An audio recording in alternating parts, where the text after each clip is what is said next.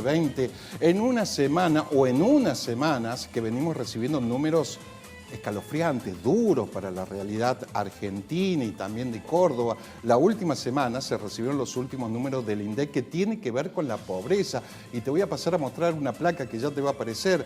Los números dieron que el 40, y pico por ciento, estamos hablando de 18,4 millones de argentinos que están en condiciones de pobreza.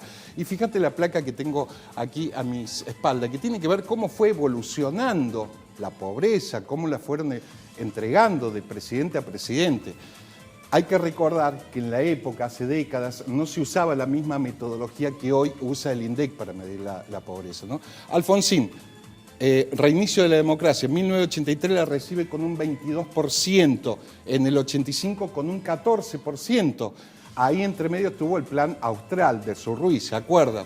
Carlos Menem, en el 89 la recibe con un 38%, en el 95, plena reelección de Menem, la deja en un 27%, de la Rúa en el 2021 con un 46%. Acordate que en ese año, o en esa semana pasaron 3 presidentes, se hace cargo Duhalde, la deja en un 66%. Acordate que se vayan todos, 2001, crisis, hiperinflación prácticamente. Kirchner la deja en un 28% y después vienen los dos periodos de su esposa, de Cristina Fernández de Kirchner, y ahí se manipulaban mucho los números del INDEC, inclusive no se publicaban los números de la pobreza porque decían que era estigmatizar al pobre, ¿no? Pero más o menos coincidía entre los dos periodos que tiene, la deja en un promedio del 30%, en el primer periodo un 27%, en el segundo un 30%. Macri en el 2019 la deja con un 36,5% cuando decía que venía por la pobreza cero, hay que acordarse. Y Alberto Fernández en estos 10 meses con un 40,9%. Más allá de estos números, estas cifras que aparecen, esto termina matando cualquier relato, cualquier discurso político. Esta es la realidad. Números que van incrementando, y ni hablar de los jóvenes de 14 años, con un 56% que dieron las últimas mediciones, que están en condiciones de pobreza. Y más aún todavía porque eso es el futuro que tenemos. Les paso a comentar que para hoy vamos a estar hablando con la legisladora provincial del MST, Izquierda Unida, Luciana Echevarría. Vamos a estar hablando de varios temas, entre otros, uno que tiene que ver con la actualidad, los incendios. ¿Cuál es la postura del MST en este caso? Ya la saludamos. Luciana, legisladora, ¿cómo le va? Gracias por estar. Cristian, ¿cómo estás? Gracias por la invitación. Bueno, Luciana, más de 100 proyectos, quería empezar por ahí, presentados desde que es legisladora. De ahí a que se lo aprueben, digo, es otra cosa, con la mayoría que tiene el oficialismo, ¿no? Sí, la verdad que la tarea dentro de la legislatura es muy difícil. Si ya de por sí el oficialismo siempre ha utilizado la legislatura como una escribanía, en tiempos de pandemia eso se ha profundizado el autoritarismo. Con el triunfo que tuvo Schiaretti en las últimas elecciones. Sí, y con estas modalidades virtuales y demás, bueno, les da mayor margen de maniobra y de manipulación sobre los temas que se tratan. La verdad que es una pena porque, bueno, yo creo que desde nuestra banca, desde que asumimos, venimos haciendo un trabajo sostenido sobre distintos temas y de hecho proyectos que no surgen de mí, sino que son trabajados colectivamente con los protagonistas, con los afectados de distintas problemáticas. Y también sucede con otros bloques, digo, porque no en esto... Claro, pero ustedes son la minoría de la minoría, digamos, porque tienen, en el caso de MST, un legislador que sos vos, y en el caso del FIT, un legislador nada más. Sí, así es. Por lo menos García Elorrio tiene 2, digo. Sí, y después, bueno, está el radicalismo y Juntos por el Cambio con algunas bancas más, que igual después en los hechos tampoco les sirve de mucho, ¿no? Yo creo que lo importante no es solo lo que uno puede plantear adentro, sino también todo el trabajo afuera, ¿no? Y creo que en ese sentido la izquierda tiene un trabajo los 365 días del año, como yo siempre digo, de estar en las calles. Creo que cada una de las iniciativas que uno hace adentro de de la legislatura tiene que ser acompañado por la movilización, porque es lo único que les duele un poco al gobierno, ¿no? Cuando uno logra instalar en la agenda pública ciertos temas, bueno, ahí es como, uno puede lograr instalar el debate, que es en definitiva el compromiso que nosotros asumimos en su momento, ser la voz de los que no tienen voz. Bueno, la verdad que uno piensa en términos, bueno, ahora lo sanitario ha cobrado muchísima mayor relevancia, pero nosotros en salud trabajamos un montón desde antes, porque incluso el secretario general de la UTS, Gastón Bacchiani, es militante de nuestra organización, entonces seguimos muy de cerca eso. La cuestión ambiental, bueno, creo que ahora surgen muchos proyectos, ¿no? Montándose en el descontento de la gente, pero nuestra organización hace años que es una de las principales banderas, la cuestión ambiental. Y bueno, ni hablar de lo de género, por ejemplo, es parte de mi equipo Maru Acosta, una referente indiscutida en relación a la violencia, entonces también trabajamos mucho en eso. Y yo como docente, bueno, la cuestión de la educación también es un tema en el que siempre metemos iniciativas, proyectos, pedidos de informe. Yo creo que en este tiempo de pandemia, la verdad que debe ser uno de los peores ministerios.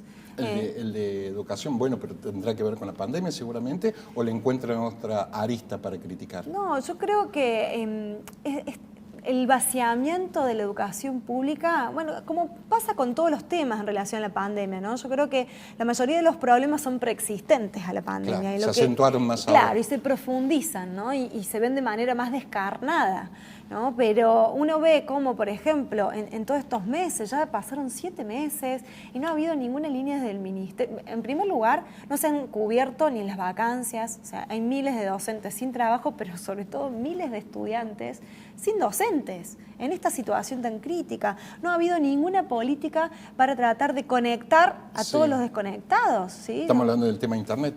Claro, de Internet. Bueno, de los ahora han lanzado un tema con la fibra óptica y la conexión. Bueno, la fibra óptica, que es un proyecto provincial que viene desde hace varios años, estaba a raíz de que salió en algunos medios importantes de la provincia, esto de que, bueno, estaba, digamos, no iluminada, como le dicen, ¿no? Que estaba oscura y que ya podía perder vigencia. Además, bueno, ahora salieron con ciertos anuncios, pero, y también en el mismo sentido, Schiaretti anunció que, de hecho, al día siguiente que nosotros presentamos nuestro proyecto de conectividad, salió diciendo que iban a arrancar con 20.000 computadoras para los chicos más vulnerables. Sin embargo, ha quedado en un anuncio y después de 7 meses, en una provincia donde Schiaretti, y Schiaretti abrió el periodo legislativo hablando 40 minutos de la sociedad del conocimiento. O sea, no habló de ninguno de los otros temas. Ahora, Luciana, no lo quiero justificar, ni mucho menos al gobernador Schiaretti, pero en este contexto de pandemia cambió todos los planes de agenda, no solamente de Schiaretti, el gobierno nacional, digo, de todo. Bueno, justamente. ¿Cuál es la propuesta desde el partido que representa para poder adecuar en este contexto pandémico? No, es que sin duda lo que nosotros planteamos son las prioridades que deben tener hoy el gobierno provincial. Porque, a ver, lo de la salud. ¿Sí? Fíjate que cuando presentó la emergencia sanitaria, nosotros presentamos un proyecto de emergencia que distaba mucho. En primer lugar, en materia presupuestaria, nosotros habíamos dicho que hacían falta por lo menos 5.500 millones. Recién ahora... Lo amplió de 3.500 a 5.000. A 5.000. Fíjate cuánto pasó en los meses. Se está acercando la cifra que nosotros planteamos al comienzo de la pandemia, que iban a hacer falta. Me está dando a entender que prácticamente le roban los proyectos. No, bueno... a ver, yo creo que... No te pasa a vos, digo, también conversando con radicales, ellos presentan algún proyecto y después le modifican algunas cosas y sale por el oficialismo. Creo que lo que da cuenta es que nuestros proyectos no salen de un repollo, sino que buscan atender las necesidades prioritarias de la sociedad. Entonces, de alguna manera, después, cuando ya el costo político es muy alto, tienen que anunciar algo para parar la bronca, hablando mal y pronto, ¿no? Entonces, la verdad que me encantaría que me roben los proyectos a mí o a otros locos. Porque, claro, no importa de quién sea, sino claro, el problema es que siempre se quedan cortos y no solo que se quedan cortos, sino que un montón de políticas van en detrimento de lo que hace falta. Porque si uno prioriza, como está sucediendo ahora, que la única preocupación del gobierno es la deuda provincial, que además bueno, uno podría cuestionar cómo la tomaron. De la oposición, digo yo, porque hasta ahora no apareció en la agenda del gobierno. Digo, no salieron a decir estamos preocupados por las deudas, por lo menos públicamente.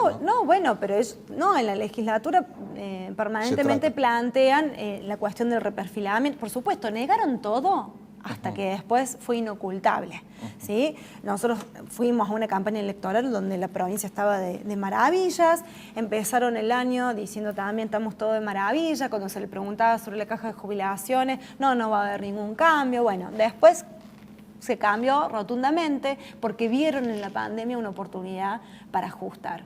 Entonces ahí empezaron a reconocer ciertos problemas. Sí, caja de jubilaciones, todos los sueldos estatales patearon la paritaria para recién ahora y ahora hay que ver qué es lo que ofrecen, ¿sí? Porque sabemos que van a querer a los docentes, por ejemplo, no sé si le van a dar un bono, una suma fija por única vez. Y puntualmente en materia educativa, ¿qué tendría que modificar en este contexto pandémico? Más allá de la conectividad, de las computadoras que van a dar, digo, desde tu partido, ¿proponen que se vuelva a clase por lo menos con ciertos cuidados? No, nosotros, de hecho creo que en la situación en la que estamos de la pandemia demuestra que se han tomado algunas decisiones de manera irresponsable, sobre todo flexibilizando todas las actividades no esenciales, ¿no? Y ahora estamos en un momento realmente crítico, ya se empieza a reconocer que el sistema de salud está cerca del colapso. Con muchos problemas, o sea que en realidad nosotros no podríamos proponer en este contexto que se vuelva a las clases presenciales. Porque Capital Federal, por ejemplo, está peleando eso, ¿no? Sí, yo creo que no están dadas las condiciones que se va a poner en riesgo la salud de los docentes y de los chicos. Claro, de los docentes y de los estudiantes, pero entonces uno tiene que garantizar todos los recursos para que realmente el derecho a la educación se garantice en todo contexto, porque eso es lo que tenemos que discutir. La educación es un derecho inalienable, ¿sí? Y el futuro. Sí, y debería ser un factor de igualador de oportunidades. Sí. Y hoy, o sea, siempre, por la política de este gobierno, que por ejemplo es la provincia que más invierte en educación privada, y es con más subsidios. Inversamente, claro, y es inversamente proporcional, está entre las que menos invierte en educación pública. Entonces ya ahí uno marca, digamos, la segregación social que termina siendo también la educación. Ahora, en este contexto, mucho más, se ha ampliado la brecha educativa, porque tenemos, han salido algunos casos en los medios de aquella nena que caminando kilómetros para tratar de buscar algo de señal, los chicos en los asentamientos. Ahora, no nos vayamos a los casos más extremos.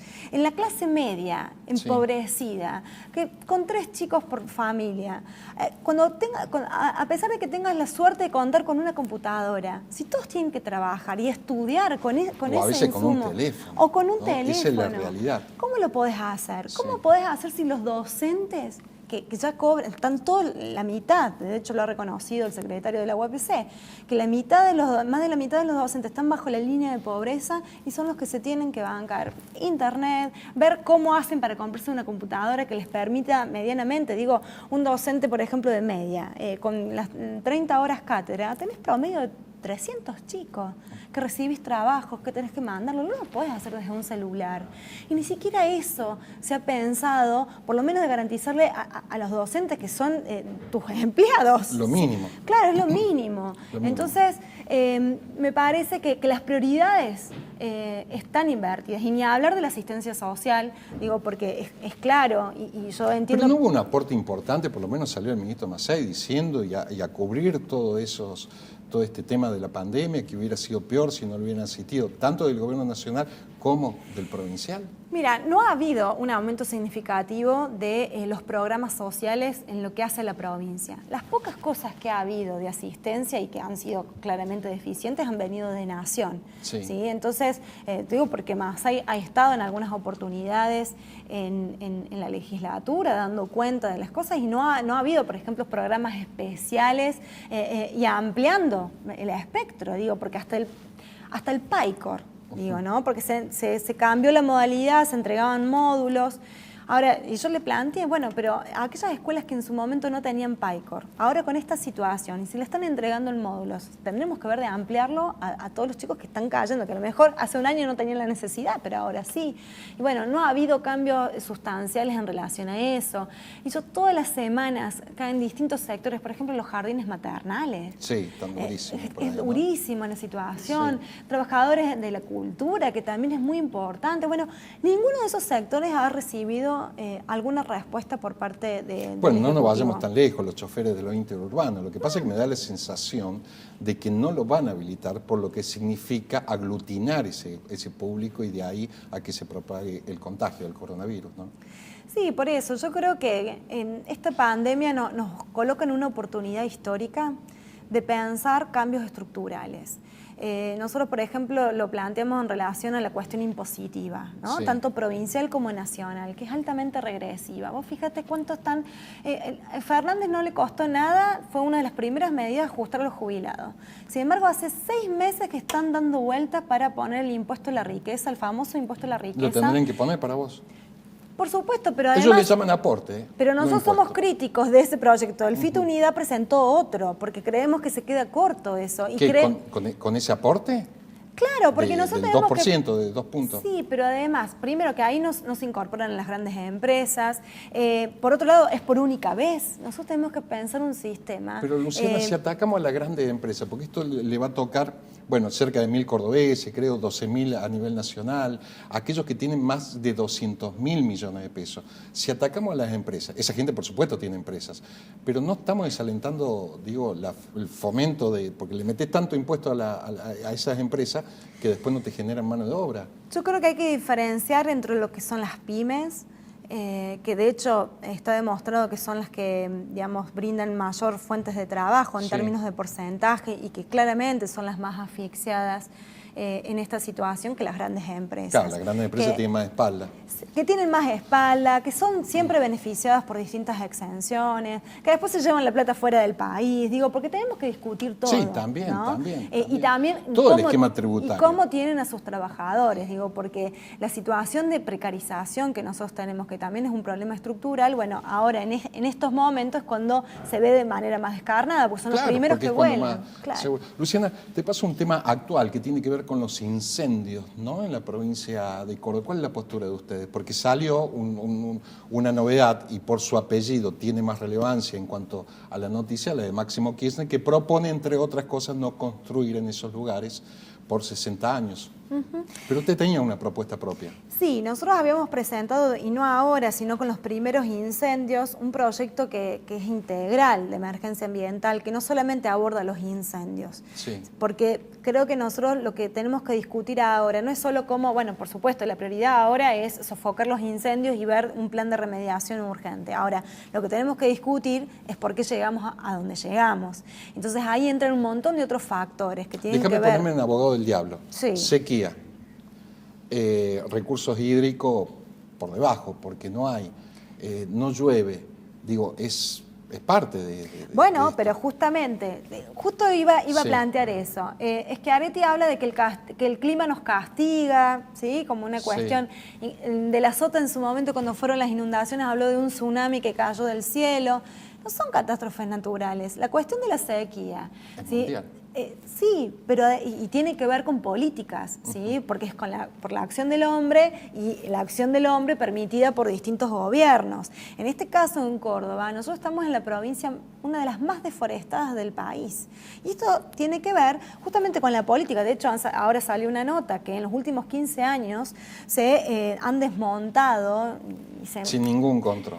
Sin ningún control, y se han quemado más de 1 millón de hectáreas, ¿sí? Cuando en realidad todo el territorio cordobés son 16 millones de hectáreas. Entonces, 1 millón, 16 millones. O sea, para que tomemos dimensión del tema. Eso tiene que ver con la expansión de toda la frontera sojera, ¿sí? Ahora, por ejemplo, quieren traer a las factorías de chanchos, que también lo que va a hacer es seguir profundizando eso, porque para alimentar a tantos chanchos tiene que aumentar la producción, y hablar de la contaminación que trae por sí, el riesgo de enfermedades que trae en sí. Digo, pero toda esta política de deforestación y de desmonte masivo es lo que rompe el equilibrio de los ecosistemas, lo que hace que, que se pierda la humedad de los suelos. Es todo un ciclo. Coincido con vos y gran parte del público seguramente está coincidiendo con vos, Luciana, pero ¿qué se hace en contra del progreso? Hablo del progreso moderado. Por ejemplo, la autovía que quiere Schiaretti, que terminó en el Puente de la Sota, ahí arriba del dique San Roque, y que después no pudo por los ambientalistas, etcétera. Digo, ¿cómo se hace para equilibrar eso? Porque después los mismos ambientalistas son los que terminan criticando cuando por esa ruta no pueden pasar porque se hace el cuello de botella, ¿no? Bueno, yo creo que en primer Sos consciente lugar, de esas críticas a veces que le hacen, ¿no? Sí. Digo, que se oponen a tal cosa, pero después son los primeros en criticar porque no da abasto tal o cual ruta. Mira, yo creo que toda obra tiene que ser discutida también democráticamente. Creo que el gobierno provincial ha priorizado cortar cintas en campaña electoral, y claramente después le da sus frutos, pero tenemos que pensar cuáles son los impactos y además cuáles son las prioridades, porque incluso de las obras, porque ¿quién va a estar en contra de que se haya cerrado el anillo de circunvalación? Algo que hace 60 años que nos venían prometiendo, ¿no?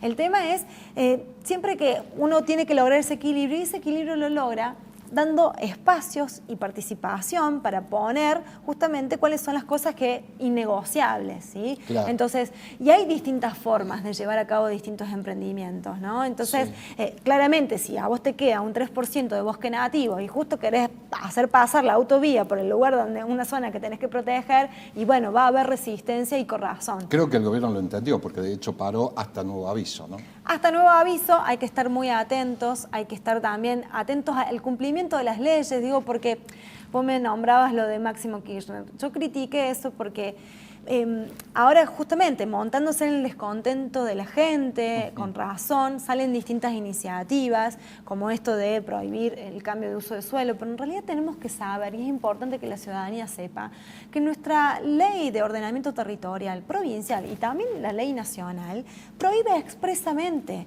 que se use el fuego para cambiar una categoría de suelo y llevar a cabo una actividad que no estaba permitida. Entonces, ¿cuál es el problema? ¿Es generar otra ley o el problema es que este gobierno no la está haciendo cumplir porque es cómplice de esos intereses? Te la hago cortita, no sé si la compartí. Es instalar en la agenda un tema que está en boga ahora, ¿no? Y de alguna manera fortalecer su perfil político, me parece. Porque si ya está la ley. Claro, bueno, claramente, pero entonces mi rol en este sentido es desnudar, decir, bueno, no se trata de armar nuevas leyes para quedar bien con un sector de la población, sino que identifiquemos cuál es el problema, identifiquemos cuáles son los responsables y discutamos una salida de fondo. Y la salida de fondo, por eso nuestro proyecto de emergencia ambiental, una de las cuestiones fundamentales era que el control, el seguimiento y la toma de decisiones tiene que tener participación directa las organizaciones ambientalistas, las comunidades, que en definitiva son las que realmente les interesa cuidar el bosque y la vida. Luciana, me quedé sin tiempo. Una pregunta por sí o por no. El año que viene están las elecciones intermedias. Sí. ¿Serías candidata a diputada nacional si se da? ¿Te gustaría? Sí, creo, bueno, nosotros estamos ahora dentro del FIT Unidad, así que habrá que discutirlo colectivamente con las distintas organizaciones, pero si los compañeros y compañeras consideran que tengo que estar, voy a estar. Hasta la próxima, Luciana, gracias. Gracias a vos por el espacio. Corte y volvemos.